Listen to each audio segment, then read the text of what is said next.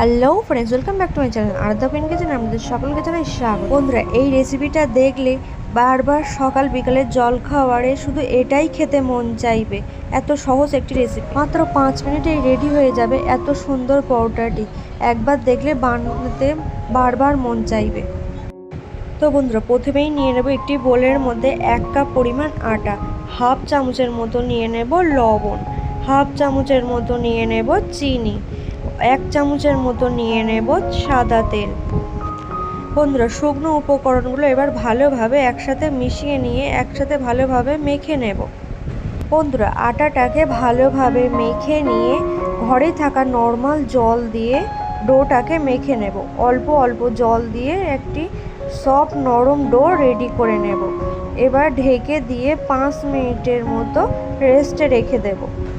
ডোটাকে আলাদা এক সাইডে রেখে দিয়ে অন্য একটি পাত্রে নিয়ে নেব একটা পেঁয়াজ কুচি, দিয়ে দেব পরিমাণ মতো লবণ, দিয়ে দেব কিছুটা পরিমাণ লঙ্কার গুঁড়ো, একটা কাঁচা ডিম ফাটিয়ে দেব।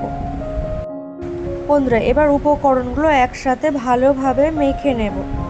বন্ধুরা, সকালে জল খাওয়ারে কিংবা বিকালে ঝটপট হালকা খিদেতে এই রেসিপিটি বানিয়ে নিতে পারেন। এত সহজেই যে তৈরি হয়ে যাবে বুঝতেই পারবেন না। এবার কিছুটা পরিমাণ ধনেপাতা কুচি দিয়ে দিলাম, দিয়ে আবারও কিছুক্ষণ ফেটিয়ে নিলাম ডিমটাকে। এবার যে ডোটাকে মেখে রেখেছিলাম সেই ডোটাকে আবারও ভালোভাবে মেখে নেব। বন্ধুরা, আপনারা দেখতেই পাচ্ছেন ডোটা কতটা সফট নরম হয়েছে। এবার ডোটাকে আমি ছোট ছোট করে লেচি কেটে নেব। এবার কিছুটা পরিমাণ ময়দা ছড়িয়ে দিয়ে রুটির আকারে গোল করে বেলে নেব। বন্ধুরা, আপনারা দেখতেই পাচ্ছেন কতটা সুন্দরভাবে আমি বেলে নিয়েছি। এবার যে ডিমের পুরটা রেডি করে রেখেছিলাম সেটা 2 চামচের মতো দিয়ে দেব। এবার বন্ধুরা, আগে থেকে বেলে নেওয়া একটা রুটি উপর থেকে দিয়ে দেব। এবার একটা বাটি দিয়ে এইভাবে কেটে দেব, তাহলে কি সুন্দর গোল শেপে একটা পরোটা রেডি হয়ে যাবে।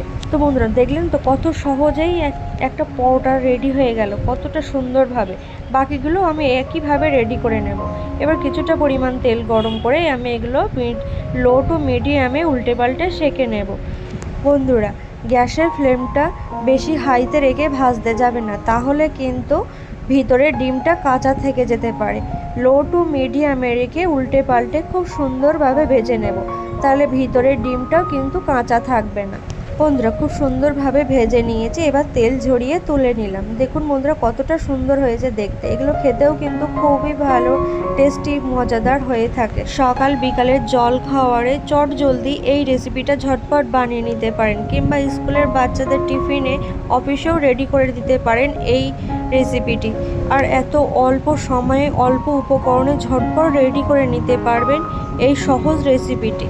তো বন্ধুরা, আমার এই হেলদি রেসিপিটি আপনাদের কেমন লাগলো অবশ্যই কমেন্ট করে জানাবেন। ভালো লাগলে লাইক শেয়ার করতে ভুলবেন না, আর অবশ্যই আমার চ্যানেলটিকে সাবস্ক্রাইব করে রাখার অনুরোধ রইল। ধন্যবাদ বন্ধুরা।